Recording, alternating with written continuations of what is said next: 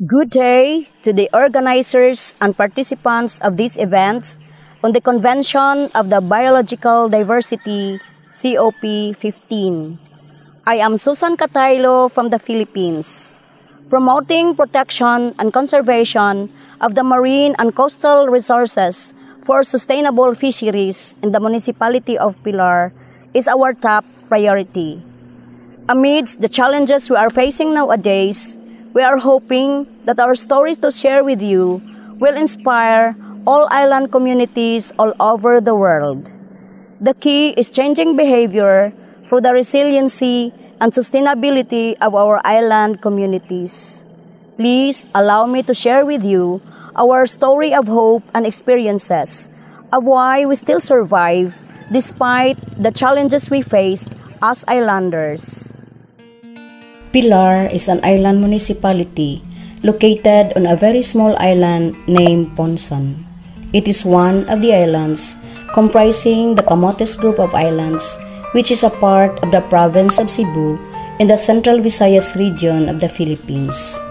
It is composed of 13 barangays, in which 12 are coastal, and has a total population of 12,506 individuals.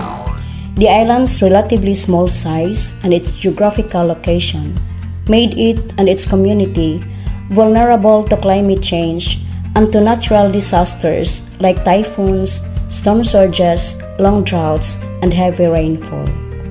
When Typhoon Haiyan happened in 2013, Pilar was one of the severely devastated municipalities. For us, it was the strongest typhoon ever recorded on the island. Almost all houses were destroyed, and the livelihoods of farmers and fishers were seriously affected.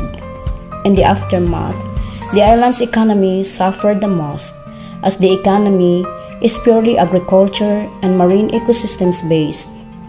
Between the agriculture and fishery sector, it was the latter that was able to recover faster.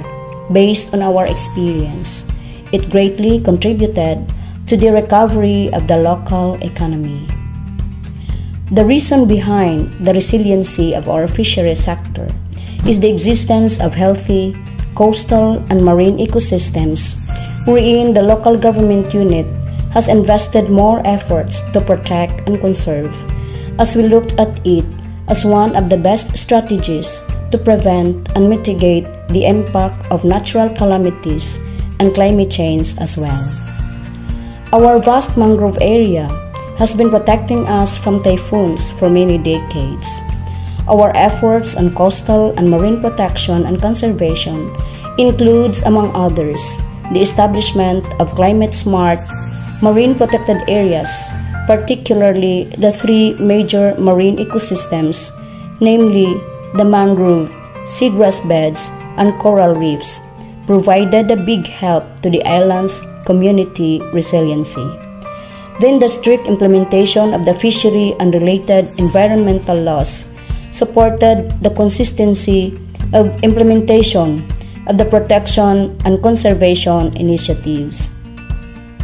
We conducted massive information, education, and communication campaigns using social marketing strategies to increase the level of community awareness on the importance of the network of marine protected areas and larval dispersal studies to gain people's support and eventually change their behaviors as far as the utilization of the coastal and marine resources are concerned.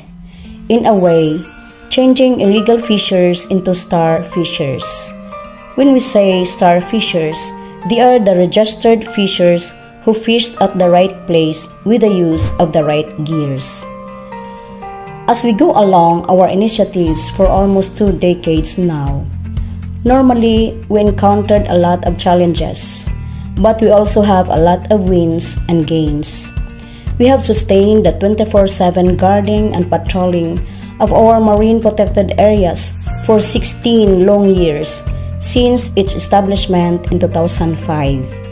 We have controlled the incidence of illegal fishing not only in the protected area but in the entire municipal waters. Although not 100%, but we have reduced it to the lowest level. And the most important gain to note is the fact that we have achieved our goals and objectives of increasing fish population, improving the health of coral cover and sea grasses, the coming back of indicator and target fish species, no more reported cases of mangrove cutting, and no more dumping of waste in the coastal zone. In our capacity as a small and poor municipality with limited technical and financial resources, we could not have achieved our goals and objectives without the help of our partner non-government organizations like Rare Philippines and their supporters, like the International Climate Initiatives and Bloomberg and Blue Climate Initiative, and most of all, the involvement of people's organizations and people from the local community. Now, from managing marine protected areas, we are scaling up to manage a wider area, the entire municipal waters. We have already started working on the establishment of our turf, or managed access area plus sanctuary, and networking of our marine protected areas, not only within the municipality but throughout the entire Camotes Group of islands, replicating some of our best practices in the neighboring municipalities to ensure food security and livelihood. One of the important factors of success is also the local chief executive, the mayor, to lead these initiatives towards sustainability. The participation and involvement of the people from the local community is an essential factor to consider in protecting and conserving our diverse natural resources. We are also looking at our children and youth as the next in line stewards to continue and sustain the efforts that we have initiated. Integrating the Ridge to Reef approach in coastal and marine protection and conservation in the school curriculum is the best way to educate and train the children and youth to be responsible nature stewards. How to make this aspiration a reality is still a big question in the Philippines.